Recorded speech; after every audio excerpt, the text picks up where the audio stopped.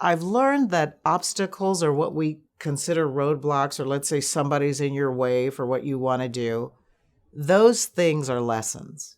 We deal with obstacles every day, right? And you have to make a decision. Either we can deal with it straight on, you could bring other people to help you in dealing with this obstacle. There are different options, and I think that life experiences help you decide which way to go. I overcome obstacles by setting a goal and then breaking it down to task level, because sometimes the goal is overwhelming. Sometimes overcoming an obstacle is more than I can think about all at once.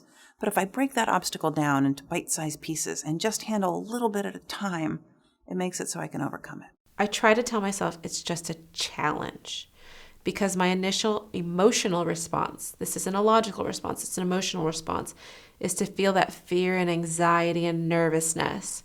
And that's all natural, and there's nothing wrong with that. And I tell myself, don't get down on yourself for feeling scared.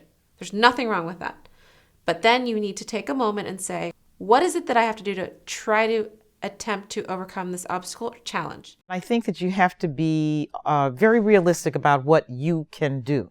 There are some things that you have control over. There's some things that you don't. And so part of overcoming an obstacle is really trying to understand what is it that you have control over, and then how can you use those things that you have to control over to make whatever this situation is better. Sometimes as young girls, we create our own obstacles, right? And we create more drama than is necessary.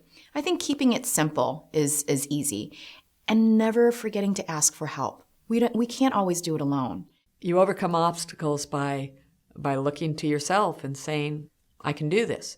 And by not being afraid to seek advice, help, collaborations. Don't let the obstacle change you. There's a time to speak up. There's a time to let things ride, because sometimes things do resolve themselves.